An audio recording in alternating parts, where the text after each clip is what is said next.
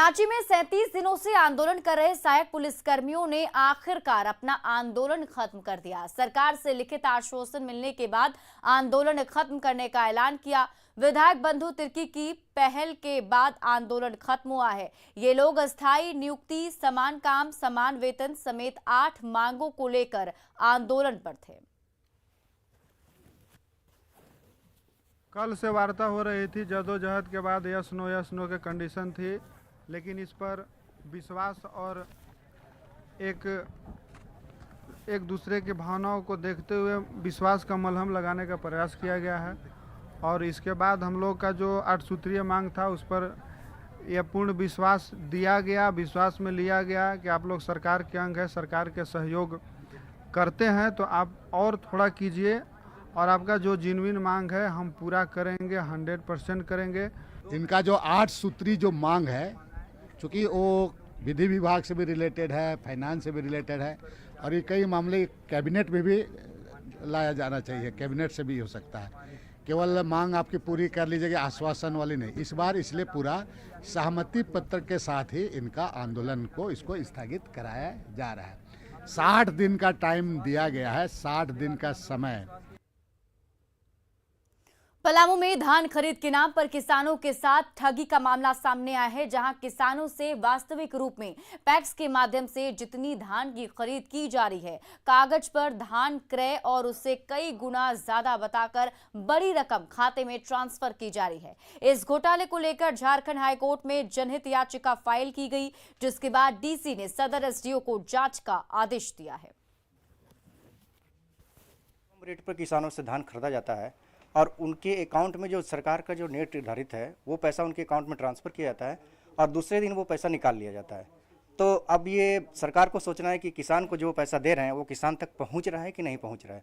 अभी जस्ट मामला पलामू का जो हमने फाइल किया है वो उपायुक्त के अनुसार एसडीओ उसका जाँच बैठा है, सीओ साहब ने रिपोर्ट दिया। सीओ साहब की रिपोर्ट में क्लियर है कि जिस किसान का ज़मीन ही नहीं है कि उतना उपज हो पाए उसको भी उतना धान का पैसा दिया जा रहा है। तो निश्चित रूप से वो पैसा उनको दिया जा रहा है लेकिन उन तक पहुंच नहीं रहा है। वो अन्य जगहों पे कराया गया डीसी के द्वारा। जो रिपोर्ट आई वो एकदम चौंकाने वाली है। वो ये बताती है कि ये साहू कैसे धान क्रय के नाम पे अरबों का खेल करता है और अभी तक उस पर कोई कार्रवाई नहीं हुई है। 7वीं जेपीएससी की प्रारंभिक परीक्षा का परिणाम एक बार फिर से विवादों में आ गया है। दरअसल जेपीएससी की ओर से जारी किए गए रिजल्ट में 33 ऐसे कैंडिडेट हैं जिनका रोल नंबर सीरियल में है। सोशल मीडिया पर सफल अभ्यर्थियों के जो सीरियल रोल नंबर वायरल हो रहे हैं, उससे दूसरे अभ्यर्थियों में नाराजगी बढ़ रही है। अभ्यर्थियों का आरोप है कि परीक्षा का सेंटर और कमरा दोनों ही मैनेज किया गया है। वहीं कट ऑफ मार्क्स ऊपर आने पर भी सवाल उठ रहे हैं। जेपीएससी अभ्यर्थियों से बात की हमारे सहयोगी संजय कुमार सिन्हा ने।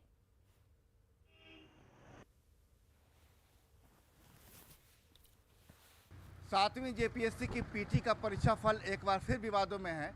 7वीं से लेकर 10वीं तक का यहाँ परीक्षा का आयोजन किया गया था। हम इसमें मौजूद हैं जेपीएससी के बाहर में, जहाँ कुछ परीक्षार्थी हमारे साथ हैं। बेहद नाराजगी है परीक्षा फल को लेकर। कुल 33 ऐसे अभ्यर्थी हैं जिनका रिजल्ट जो प्रकाशित हुआ है वो सीरियल नंबर से है, लगातार हैं, जो कि बताया जा रहा है कि एक ही परीक्षा हॉल और एक ही सेंटर में तमाम परीक्षार्थियों ने परीक्षा दी थी। वहाँ पर जो आया है, अभी जो रिजल्ट आया है 33 परीक्षार्थियों का लगातार है, तो क्या कहेंगे इस पर? सही है, बहुत बड़ी गड़बड़ी हुआ है। लोहरदगा आपका हो गया, साहेबगंज हो गया, लातेहार, 3 ऐसे सेंटर है जो लगातार रोल नंबर में पास किया है, जिसके चलते हाई कोर्ट अब चल गया है। जो अच्छा स्टूडेंट है वो आज बाहर है। इसमें साफ आशंका जाहिर किया जा सकता है कि ये पूरी तरह सेटिंग गेटिंग और पूरी तरह जो है कि यहाँ गड़बड़ी किया गया है। इसलिए कि एक तरफ देखते हैं कि अभी तक का जितना भी परीक्षा हुआ है सबसे जो है कि इस बार का जो सवाल था सबसे डीपली था और सबसे ज़्यादा कटअप गया। एक तरफ सबसे ज़्यादा डीपली सवाल, दूसरी तरफ सबसे ज़्यादा कटअप। नाराजगी है तो क्या आप इसको आगे लेकर क्या करेंगे, परीक्षार्थी क्या करेंगे? अब देखिए, सबसे पहले बता दे रहे हैं कि जो आप बार बार बोल रहे हैं लगातार जो इसका लड़के पास कर रहे हैं, अरे भाई जिस हाई स्कूल से पढ़ा है वो कर घर वहीं है, वहीं पर आप सेंटर दे दिए। जहां मैट्रिक का सेंटर नहीं पड़ता था वहां जेपीएससी का सेंटर दे दिए।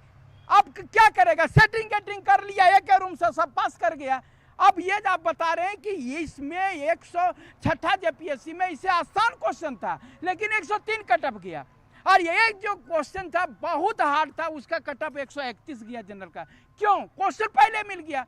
अब वहां पर जो है यूट्यूब से खोल करके देख रहे हैं। ये नाम मात्र का परीक्षा हुआ है, किसको पास करना है पहले ही जो है जेपीएससी ने तय कर लिया है। यहाँ के नेताओं ने और यहाँ के क्या कहते हैं अध्यक्ष महोदय ने तय कर दिया कि कौन पास करेगा। बिल्कुल, जेपीएससी की जो पीटी के जो रिजल्ट आया है इस बार 7वीं से 10वीं तक का, अभ्यर्थियों में नाराजगी है। देखना है कि परीक्षार्थी की अब आगे परीक्षार्थी क्या सोचते हैं, क्या ये मामला कोर्ट में जाएगा या फिर जेपीएससी इस मामले में कुछ आगे कदम उठाता है। कैमरामैन संजीव तिवारी के साथ संजय कुमार सिन्हा, न्यूज़ 18 रांची। गिरिडीह के गांव में जंगली हाथियों ने दहशत फैला दी है। गजराज का झुंड जिस तरफ निकलता है अपने पीछे बर्बादी और तबाही के निशान छोड़ जाता है।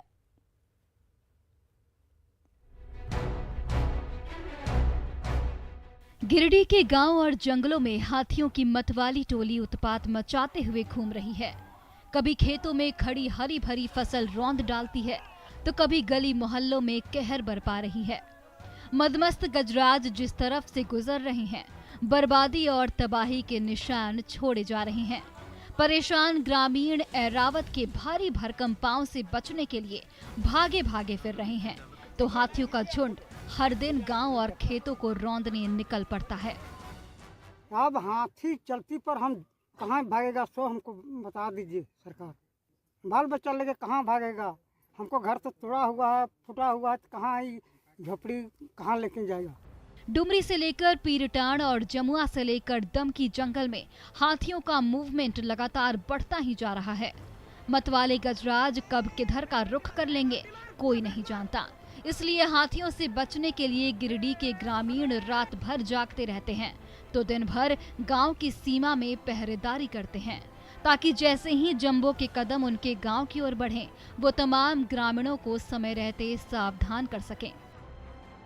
उनको चाहिए कि तुरंत यहाँ पे लुक दिया जाए, यहाँ पे लाइट दिया जाए, यहाँ पे टॉर्च दिया जाए, यहाँ पे पटाखा दिया जाए, जिससे हाथी दूर भागे। लेकिन वन विभाग जो है वो चुपचाप एक तरह से हम कहेंगे सुसुप्तावस्था में, मृतावस्था में है। हाथियों के उत्पात से परेशान गिरिडीह के ग्रामीण दर दर की ठोकरें खा रहे हैं। सरकार से लेकर वन विभाग से फरियाद कर रहे हैं, लेकिन न हाथी भाग रहे हैं और न सरकार फरियाद सुन रही है। एजाज अहमद, न्यूज़ 18 गिरिडीह। बोकारो के चास स्थित सहयोग विलेज में 35 अनाथ और भूले भटके बच्चे रह रहे हैं, जिनमें 4 ऐसे बच्चे हैं जो अपने पारिवारिक कारणों से यहाँ रह रहे हैं, जिसमें से एक बच्चा रोहिंग्या है और उसका परिवार दिल्ली में रहता है। लेकिन राज्य में बाल कल्याण समिति का गठन नहीं होने के कारण इन बच्चों को उनके गृह राज्य ट्रांसफर नहीं किया जा सका। वहीं इस मामले में कांग्रेस के प्रदेश अध्यक्ष राजेश ठाकुर ने कहा कि जल्द CWC का गठन कर बच्चों को उनके राज्य भेजने का काम किया जाएगा। सहयोग विलेज में जो है ना अनाथ और भूले भटके बच्चे जो है ना यहाँ पे रहते हैं, जिसका मैं देख रेख करता हूँ। अभी 35 बच्चे हैं। किस तरह के बच्चे हैं? इसमें लगभग 20 से 21 बच्चे जो हैं ऑर्फेन हैं और बाकी बच्चे जो है ना मिसिंग चाइल्ड हैं। हमारे झारखंड राज्य में जो है ना जो बाल कल्याण समिति है वो पूरे राज्य में नहीं है कहीं पे, जिसके कारण जो है बच्चे का जो है ना रिलीज ऑर्डर नहीं बन पा रहा है, जिसके कारण बच्चे अभी भी हमारे इस संस्था में रह रहे हैं। देखिए, पिछले 2 वर्षों तक कोरोना का काल ऐसा था जिसमें पिता के पास पुत्र नहीं मिलने जा रहा था, तो ऐसे में ये सब चीज़ें संभव नहीं थी। अब कार्रवाई शुरू हो गई है। हमें लगता है कि बहुत जल्द 10-15 दिनों के अंदर सभी नियुक्तियां हो जाएगी और सुचारू रूप से व्यवस्था चलने लगेगी। योगा में वर्ल्ड बुक में अपने नाम दर्ज कराने वाली जमशेदपुर की बेटी कृतिका कुमारी ने केंद्रीय मंत्री अर्जुन मुंडा से मुलाकात की और आशीर्वाद प्राप्त किया। आपको बता दें कि हिंडोला आसन में कृतिका कुमारी ने सबसे अधिक समय तक योगासन में अपना योग वर्ल्ड रिकॉर्ड में दर्ज करा लिया है। फिलहाल कृतिका कुमारी जमशेदपुर में पुलिस विभाग के पुलिस कर्मियों के साथ साथ डॉक्टरों को योग सिखा रही हैं और वो हिंडोला आसन के बाद अन्य योगासन में भी अपना नाम दर्ज कराने की तैयारी कर रही हैं। कृतिका ने भी केंद्रीय मंत्री अर्जुन मुंडा के सामने कई योगासन दिखाए। वैसे तो उनको कुछ नीपेन योगा पूछ रहे थे वो हमसे, तो उनको नीपेन योगा बताए और रोज लोगों को 5 योगा ऐसा क्या करना चाहिए वो बताए, वो करके दिखाए प्रैक्टिकली। ये दीपोत्सव का त्यौहार है। दीपावली बहुत ही पावन त्योहारों में से एक है, जब लक्ष्मी जी की पूजा करते हुए लोग अपने घर में लक्ष्मी का आगमन और लक्ष्मी का पूजन करते हैं। गुमला के जिन इलाकों में